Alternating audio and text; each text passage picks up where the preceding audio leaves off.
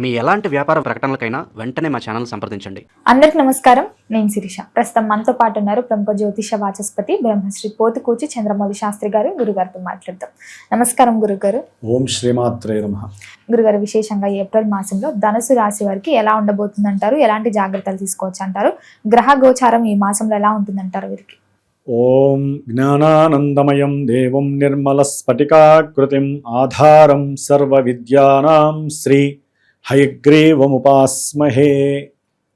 వీరికి హయగ్రీవుని యొక్క దక్షిణామూర్తి యొక్క అనుగ్రహం కలిగిన వాళ్ళుగా మనం చెప్పుకోవాలమ్మా. ఎందుకంటే గురువు యొక్క శుభదృష్టి ఈ ధనుస్సు రాశి మీద పడడం చేత మిగతా గ్రహాల యొక్క చేష్టలు ఏ విధంగా ఉన్నా గురుగ్రహం యొక్క దృష్టి వలన వీరు చాలా విషయాలలో జ్ఞానంతో ప్రవర్తించటం, ఆలోచన పాండిత్యంతో ముందుకు వెళ్ళడం ద్వారా చాలా దుర్భరమైనటువంటి పరిస్థితులను కూడా వీరికి అనుకూలంగా చేసుకునే పరిస్థితికి కలగచ్చు.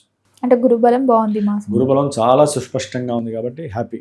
అయితే అమ్మ, మనకి గోచారంలో మాత్రం ఏప్రిల్ నెలలో సూర్యగ్రహం యొక్క సంచారాన్ని బట్టి మూమెంట్స్ నడుస్తూ ఉంటాయి.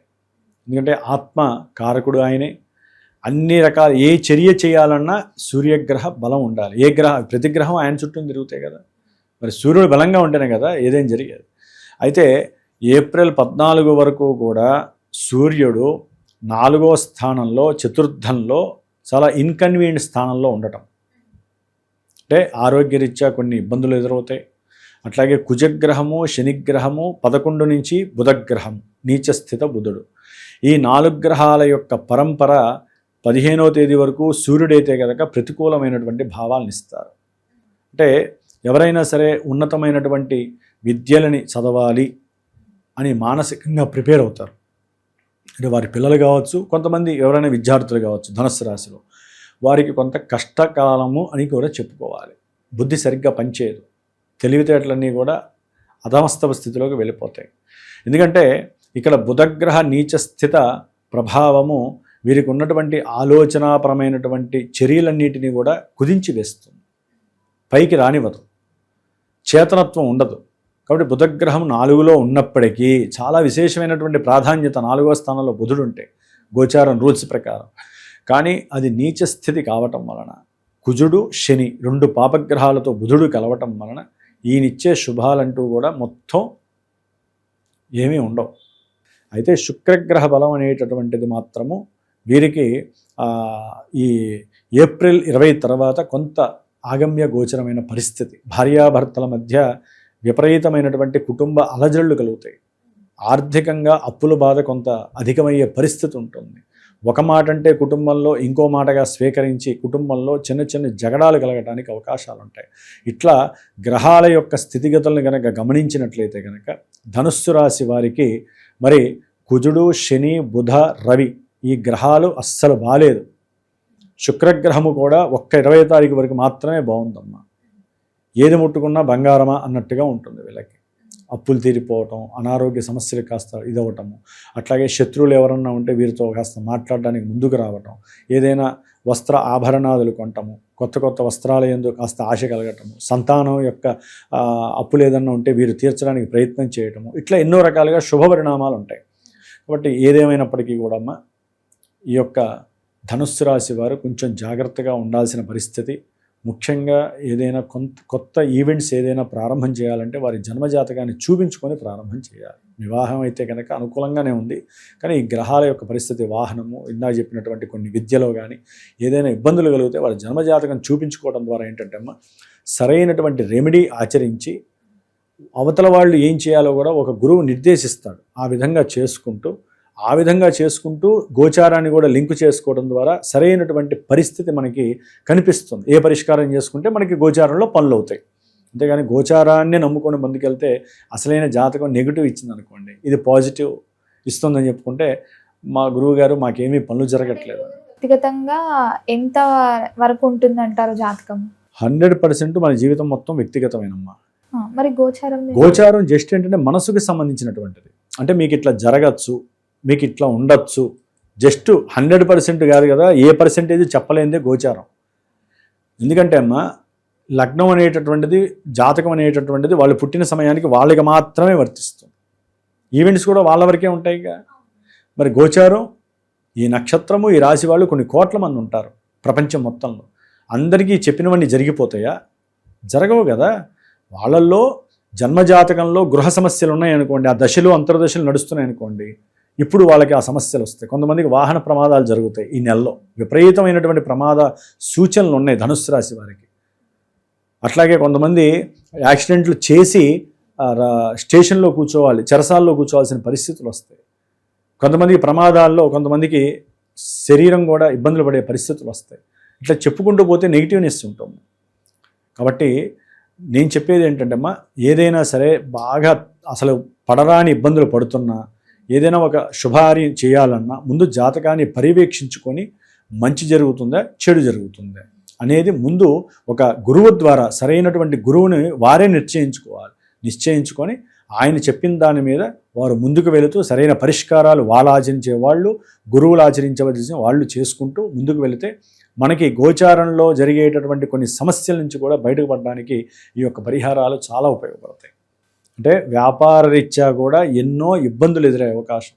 లాభం వస్తుంది అనుకుంటే అది కాస్త వేరే వాళ్ళకి వస్తుంది, కానీ వీళ్ళకి రాదు, ఇబ్బందులు పడతారు. అట్లాగే భార్యాభర్తల మధ్య సరైనటువంటి ఆలోచన స్థితి లేకపోవటం, సంభాషణ చాతుర్యం లేక, ఒకరి బుద్ధిలో ఉన్నటువంటి తెలివితేటలను ఒకరు ప్రదర్శించలేకపోవటం, అంటే వారికి అనుకూలంగా వీరు లేకపోవటం, ఇవన్నీ ఏంటంటే కుటుంబంలో భార్యాభర్తల మధ్య విపరీతమైనటువంటి సంఘర్షణలను క్రియేట్ చేస్తుంది. గురుబలమే, కానీ మనకు ఎన్నో గ్రహాలు ఉన్నాయి, అవి కూడా అనుకూలించాలి. కాబట్టి మీరు ఒక రకంగా చెప్పాలంటే అమ్మ, రాహుగ్రహం కూడా కొంతవరకు అనుకూలిస్తుందనే చెప్పుకోవాలి. 3వ స్థానంలో ఉండి మంచి ధైర్యంతో ధనాన్ని ఖర్చు పెట్టి గృహపరమైనటువంటి విషయాలు కానీ భూపరమైనటువంటి విషయాలలో కొన్ని సమాలోచనలు చేస్తారు, ఆలోచనలు చేస్తూ ఉంటారు. ఫలానా ఇల్లు కట్టాలి, లేకపోతే ఫలానా చోట స్థలం కొనాలి, ఇలాంటి ఆలోచనలు ఎన్నో చేస్తారు. ఒక్కోసారి ఉన్నటువంటి వాటిని అమ్మి కూడా ఇంకేదైనా సరే కొనాలి పెద్ద ఎత్తున అనేటటువంటి ప్లానింగ్ కూడా ఈ గురువు వలన, రాహు వలన కలుగుతూ ఉంటాయి. అయితే అలాంటి వాటికి యోగ్యకరమా కాదా అంటే, మరి చతుర్థంలో పాపగ్రహాలు ఉంటే ఎక్కడ అవుతాయి పనులు? కావు, అవి కానివ్వవు. అదిగాక అర్ధాష్టమ శని ప్రాబల్యము వీరిని ఏ పనిలో కూడా ముందడుగు వేయకుండా వెనక్కి లాగుతూ ఉంటుంది. అనుకుంటారు, ఏం చేయాలో తెలియదు, ముందుకు వెళ్ళలేరు, పరిస్థితులు వారికి అనుకూలంగా ఉండవు. దానికి తోడు కుజగ్రహము కూడా 4వ స్థానంలో ఉండటం, అర్ధాష్టమ కుజగ్రహ దోషము, అర్ధాష్టమ శని 2 గ్రహాలు కలవటం మహాయాతన కలుగజేస్తుంది ఏప్రిల్ 1 నుంచి 2 నుంచి. కాబట్టి ఈ నెల రోజులు వీరు ఎంత జాగ్రత్తగా ఉండాలంటే, విద్యార్థులు విద్య యందు ధ్యాస ఎక్కువ పెట్టాలి, ఏకాగ్రత ఎక్కువ పెట్టాలి. అవన్నీ తగ్గిపోతాయి. కరెక్ట్ అయినటువంటి ప్రణాళికలు తయారు చేసుకోవాలి. అంటే రాసేటప్పుడు, ఏదైనా ఎగ్జామ్స్ రాసేటప్పుడు సరైనటువంటి జ్ఞానాన్ని సమకూర్చుకోవాలి.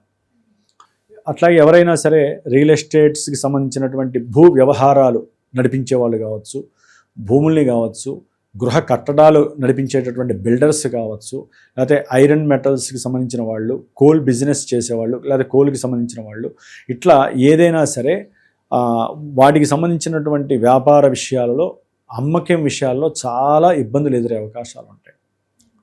అట్లాగే ఏదైనా యాంత్రికపరమైనటువంటి ఇన్స్ట్రుమెంట్స్ ఉంటాయి, లేకపోతే ముఖ్యంగా వ్యాపారంలో ఎవరైతే కనుక ఈ సెకండ్ హ్యాండ్ బండ్లు అమ్ముతూ ఉంటారు చూసారా, వారికి కూడా ఏంటంటే కొన్ని తలకాయ నొప్పులు ఎదురే అవకాశం ఉంటాయి గవర్నమెంట్ పరంగా. ఇట్లా ఎన్నో రకాలైనటువంటి సమస్యలు ధనుస్సు రాశి వారికి వాహన పరంగా వస్తాయి. అట్లాగే తల్లిగారి యొక్క ఆరోగ్యపరంగా కొంతమందికి రావచ్చు, విద్యార్థులకి విద్య యందు ఆటంకాలు భంగాలు కలగచ్చు, ఎవరైనా సరే గృహ కట్టడాలు చేసేటటువంటి వాళ్ళకి ఇబ్బందులు కలగడానికి 4 గ్రహాలు ఇబ్బందులు కలగజేసే పరిస్థితి. 15 తర్వాత అయితే కనుక సంతానపరమైన సమస్యలు కూడా వీరికి ఎదురయ్యే అవకాశాలు ఉంటాయి. సంతానం మాట వినకపోవడం, దానివల్ల మానసిక ప్రశాంతత వీరికి లేకపోవడం, సూర్యగ్రహ బలం అనేటటువంటిది పూర్తిగా తప్పుతోంది వీళ్ళకి, ధనుస్సు రాశి వారికి. అయితే ఏంటంటమ్మా, ఏదైనా సరే 5వ స్థానంలో సూర్యుడు చాలా బలంగా ఉంటున్నాడు. అంటే ఏదైనా సరే కొంతమందికి తండ్రి వలన, అంటే తండ్రి గారు ఏదైనా షేర్స్లో కానీ డబ్బులు కానీ పెట్టుంటారు చూసారా, అవి అకస్మాత్తుగా వీరికి వచ్చే అవకాశాలు కూడా ఉంటాయి. ఎప్పుడో పెట్టుంటారు, అవి వీరికి లాభపరంగా వచ్చే అవకాశాలు కూడా ఉంటాయి. కొంతమందికి కోర్టు కేసులు ఉంటాయి, ఆ కోర్టు కేసుల్లో కూడా వీరికి విజయం కలగడానికి అవకాశాలు ఉంటాయి. మరి ఈ మాసంలో విశేషంగా ఏ దైవారాధన కలిసి వస్తుందంటారు? హనుమంతుడి ఆధార. ఎందుకంటే అమ్మా, హనుమంతుడి ఆరాధన అనేటువంటి ఎందుకు చెప్పానంటే కుజశనులు ఇద్దరికీ హనుమంతుడు ఒక్కడే వాళ్ళిద్దరిని ఒక స్టాండర్డ్గా పెట్టగలుగుతాడు. అంటే వాళ్ళు చేసేటటువంటి ఎన్నో దోషపూరితమైనటువంటి విషయాల యందు ఆయన మాత్రమే నిగ్రహించగలుగుతాడు. అందుకనే పీఠంలో ఈ నెల 17వ తారీఖున ప్రత్యేకించి హనుమంతుడి హోమం పెట్టాను నేను, పాశుపత రుద్ర హోమం. నవగ్రహాలు, నక్షత్రాలు, మృత్యుంజయం, అర్ధాష్టమ శని, అర్ధాష్టమ కుజుడు కాబట్టి ఎవరైనా సరే ధనుస్సు రాశి వారికి సంబంధించి ఏ విధమైనటువంటి అనారోగ్య సమస్యలున్నా, గృహ భూ సంబంధిత, విద్యా సంబంధిత, వాహన సంబంధిత ఇబ్బందులు పడుతున్నా, భార్యాభర్తల మధ్య ఎడబాట్లు, కోర్టు సమస్యలు ఉన్నా, అట్లాగే పిత్రార్జితం, మాత్రార్జిత పరంగా ఓ పట్టాన కొలిక్కి రానటువంటి సమస్యలున్నా వారు కొంత చూసుకొని ఇలాంటి కార్యక్రమాలు చేయించుకోవడం ద్వారా కొంతవరకైనా సరే వారి కార్యక్రమాలు ముందుకు నడిచి విభేదాలు, ఇబ్బందులు, సమస్యలు పక్కకి నెట్టవేసే శక్తి ఒక హనుమంతుల వారికి ఉంది కాబట్టి కొంచెం ప్రయత్నం చేయొచ్చు. వాళ్ళైతే మటుకు సుందరాకాండ పారాయణ కానీ, హనుమాన్ చాలీసా పారాయణ కానీ చేసుకోవటం ద్వారా మానసిక ఊరట మాత్రం లభిస్తుంది. గురుగారు, మొత్తం మీద ఈ మాసంలో ధనుసు రాశి వారికి ఎలా ఉండబోతుంది, ఎలాంటి జాగ్రత్తలు తీసుకోవాలో తెలియజేసినందుకు ధన్యవాదాలండి. జై హనుమాన్.